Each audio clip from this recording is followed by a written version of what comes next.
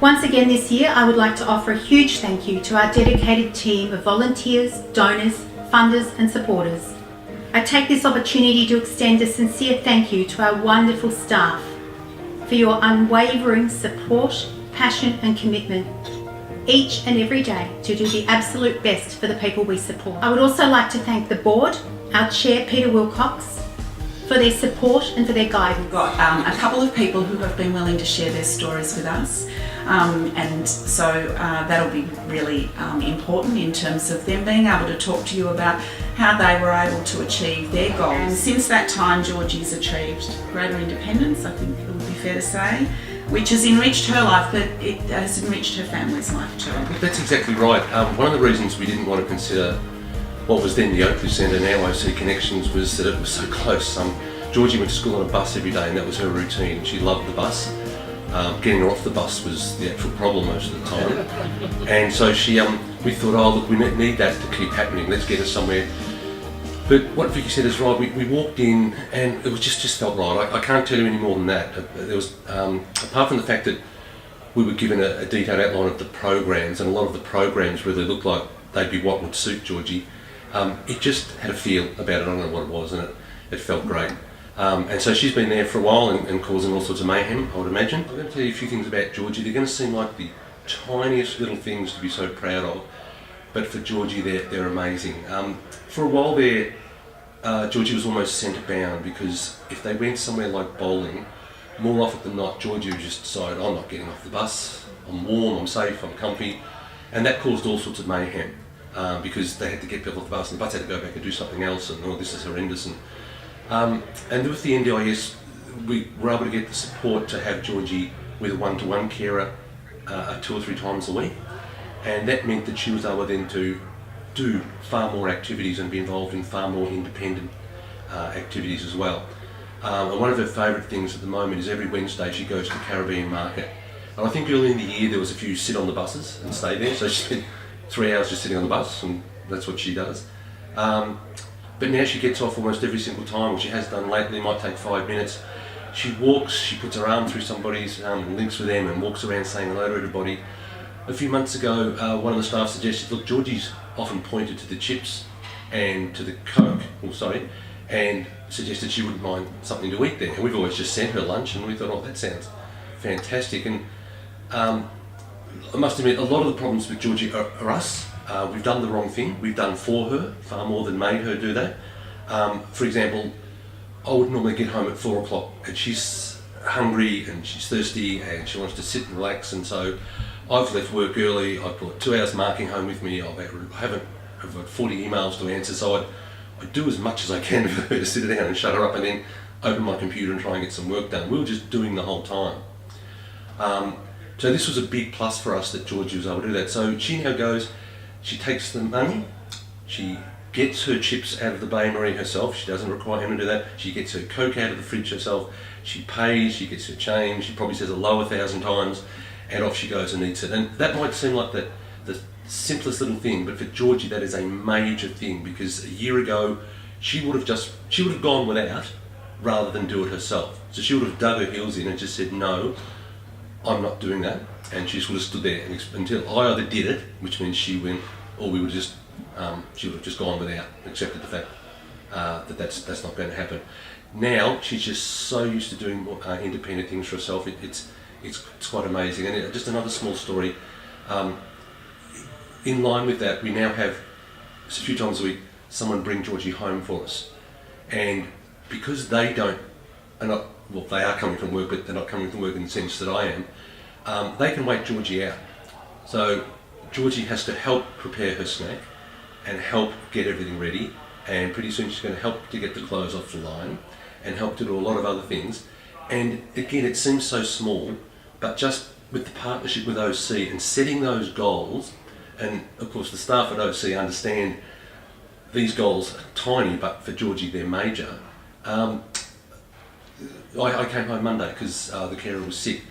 I got home, got on the toilet, I said to Georgie, okay, Georgie, you go and get the can to drink out of the fridge, because we mix some medicine in some soft drink. I said, and I'll get some stuff out of the cupboard. Out she goes. I thought she'll just wait till I go with her, but she goes, opened the door, went out, got it, closed the fridge, came back, put it on the bench. And again, it seems so simple. I was just blown away. Today, she put her own shoes on for the very first time. They're on the wrong feet, but she put them on anyway. It's little things like that. We sat with various staff members, we set these goals, and we've achieved them, well, some of them anyway, far quicker than we thought, because the NDIS gave us that opportunity to set that up. And the staff at OC Connections were well aware of the goals of the NDIS and what they can help Georgie do. So it's very goal oriented, and so we had to set the goals we wanted for Georgie. And for her, the main one was just independence was the main thing. And it's nowhere near independence yet, but compared to what she was and what she has developed in 6 to 8 months, it's quite amazing. So look, long way to go with her, but small steps. I was just, I nearly cried on Monday when she went out the fridge. I thought she'd wait for me to take her. I nearly cried when she went out, got the can out of the fridge, came back, put it on the bench, and then proceeded to get almost everything edible out of the pantry and put it on the bench after that as well. So thank you very much. Our next speaker, Rishi, is one of our very valued employees at OCCE. He's been working there for around 5 years, I think that's correct. And the last couple of years have seen quite a lot of changes in his work environment. He's taken on new responsibilities and learnt new skills, and the sky's the limit a bit for Rishi. So he's been kind enough to agree to share his story with us, so we're very, very grateful. So over to you. Good evening to everyone. My name's Rishi. I've been working for OC Connections Enterprise for 5 years. When I started work as a process worker, and then I moved on to shrink wrap all the products of our work. Then I started car washing. Then I became a team leader for car wash, and slowly I became a team leader for a different section called Blister Pack, where I started at 8 o'clock to help my supervisors to set up all different jobs for my section. It was a challenging task since I've never had experience as a team leader in my life. I've always been a process worker, now using the skills that I've learned to become a team leader for our new medical packing job. The new medical job is interesting because I've never learned about the job, or I haven't seen it personally. As a team leader, we have really good crew, especially my supervisor Lily. She has been really great as teaching me all new things what I need to learn. I've also had the experience to meet some of the MPs in different suburbs at Parliament House in the city with some of my colleagues, and I've also met Daniel Andrews, the Premier of Victoria. Working for OC Connection Enterprise has been a well-worth experience because of everything what I've learned or experienced. It's something I haven't learned outside. I would like to thank everyone from OC Connections, from staff to all my supervisors. Thank you for teaching me all the skills what I have learned.